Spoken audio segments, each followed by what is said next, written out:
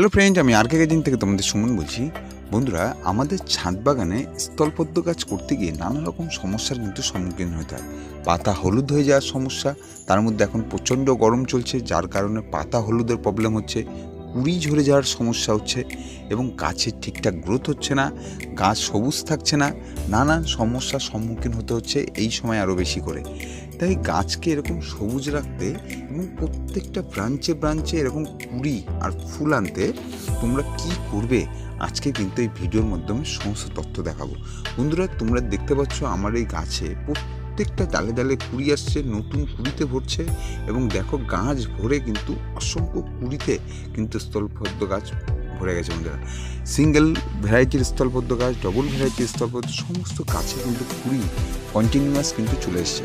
এই ডবল ভ্যারাইটির যে স্থলপদ্ম গাছ বেশি আসে কিন্তু শীতকালে, কিন্তু গরমকালেও প্রচুর পরিমাণে দেখতেই পাচ্ছ তোমরা, গরমকালেও কিন্তু কুড়ি আসা শুরু করে দিয়েছে। বন্ধুরা, তো চলো কি পরিচর্যা করছি, কি পরিচর্যা করলে স্থলপদ্ম গাছে এরকম সবুজ রাখবে, সতেজ রাখবে, একটা কুড়িও ঝরবে না এবং প্রত্যেকটা গাছে তোমরা অসংখ্য পরিমাণে ফুল পাবে, আজকে সেই ভিডিওতেই আমি দেখাবো। বন্ধুরা, প্রথম পরিচর্যা হিসাবে তোমাদেরকে বলবো, স্থলপদ্ম গাছের সব থেকে বড় সমস্যা হচ্ছে কুড়ি ঝরা সমস্যা। আর এটা হয় কিন্তু দুটো কারণবশত। প্রথম যে কারণে কুড়িটা ঝরে সেটা হচ্ছে মাটি ক্রমশ কিন্তু হিট হয়ে যাওয়ার ফলে, যেহেতু এখন প্রচণ্ড রোদের তাপ, তাই কিন্তু মাটি গরম হয়ে যাওয়ার ফলে কুড়িগুলো ঝরে পড়ছে এরকম হলুদ হয়ে। এবং দ্বিতীয় যেটা হয়, পুরোপুরি ফুল পরিস্ফুটিত হচ্ছে না, অল্প একটু ফুটেই ফুলগুলো শুকিয়ে যাচ্ছে। এটা প্রচণ্ড রোদের তাপে হচ্ছে। তাই তোমরা এই গাছটাকে ঠিক 11টার পরে সেমি শেডে তোমরা গাছটাকে রেখে দেবে বা গ্রিন নেটের নিচে এরকম রেখে দিলে তোমাদের কিন্তু এই সমস্যাটা কিন্তু হবে না। বন্ধুরা, আর সেকেন্ড যে কারণে হয় সেটা হচ্ছে মাইক্রো নিউট্রিয়েন্টসের অভাব।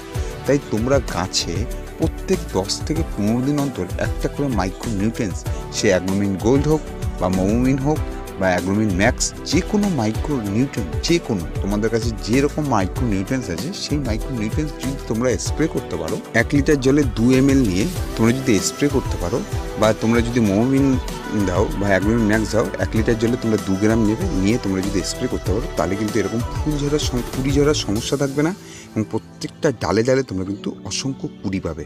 কেননা এই মাইক্রো নিউট্রিয়েন্টস কিন্তু এই স্থলপদ্ম গাছ কিন্তু খুব পছন্দ করে।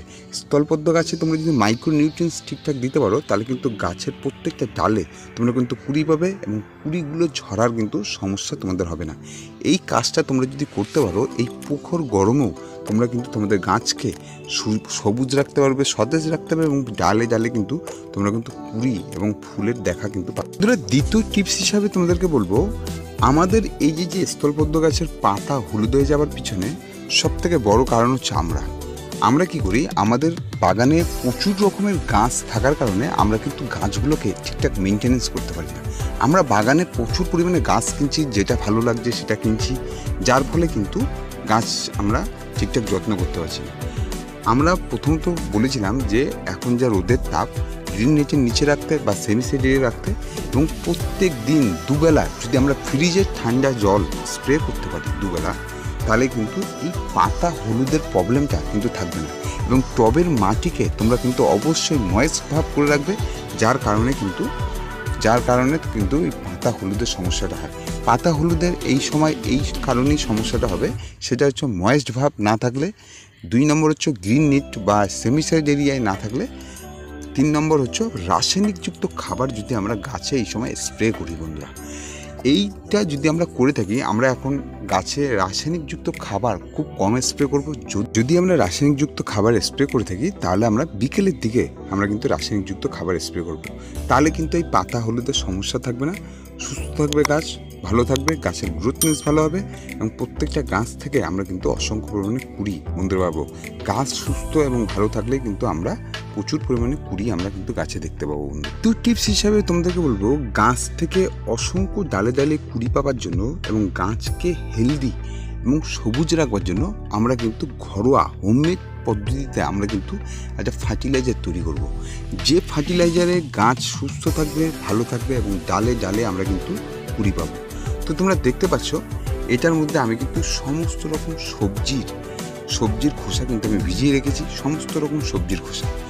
এই সবজির খোসাতে বিভিন্ন ধরনের নিউট্রিয়েন্টস সে নাইট্রোজেন থেকে শুরু করে ফসফেট থেকে শুরু করে সমস্ত নিউট্রিয়েন্টস, এছাড়া বিভিন্ন রকম মাইক্রো নিউট্রিয়েন্টস আছে এবং তার সঙ্গে কিন্তু এরকম কলার খোসার ফার্টিলাইজার বন্ধুরা।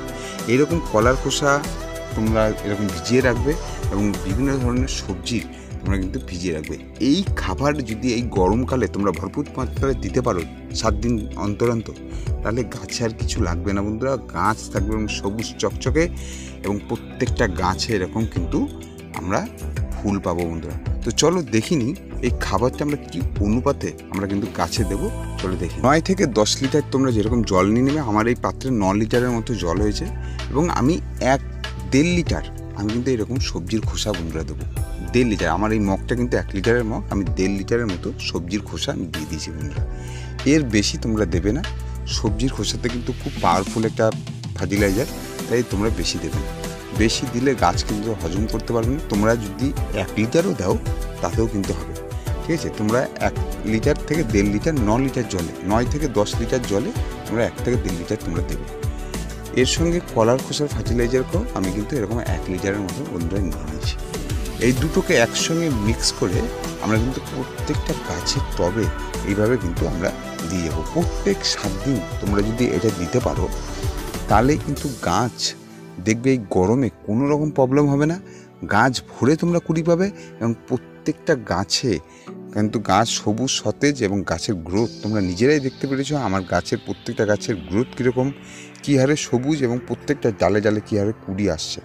তো তোমরা এইভাবে পরিচর্যা করো, গরমকালেও তোমাদের স্থলপদ্ম গাছে প্রচুর পরিমাণে ফুল আসবে এবং গাছগুলো সুস্থ এবং ভালো থাকবে। তোমাদের পরিচর্যা যেভাবে বললাম সেইভাবে করো, একটা গাছের কোনো প্রবলেম হবে না, সমস্ত গাছ সুস্থ এবং সফল থাকবে। ভিডিওটি ভালো লেগে থাকলে একটা লাইক করে দিও এবং যে সকল নতুন বাগানিরা আছো তারা চ্যানেলটিকে একটা সাবস্ক্রাইব করে দিও এবং বেল আইকনটিকে অলে প্রেস করে দিও, যাতে নতুন নতুন ভিডিও তোমরা